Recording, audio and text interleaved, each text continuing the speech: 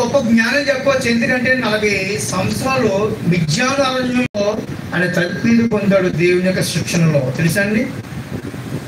అలాంటి మోషే గారిని ఎదిరించిన వాడిగా ఈ కోరాహును, ఇంకా చాలా మంది ఉన్నారు, దాతాను,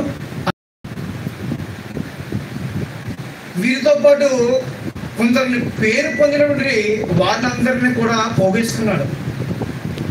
పాడైపోవడానికి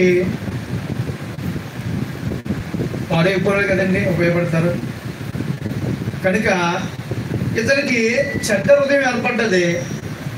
అలాంటి మాటలను వినడానికి 250 మంది సిద్ధపడ్డారంటండి. చెబుతున్న మాటలు ఈ మంచి మాటలు కాదు.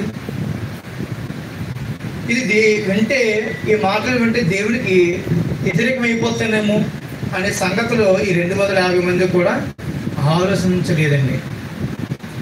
దేవునికి ఎదురు తిరిగితే, మోషే గారి మీద ఎదురు తిరిగిన వారు చాలా మందిని దేవుడు ఈ భూమి మీద లేకుండా చేశాడు.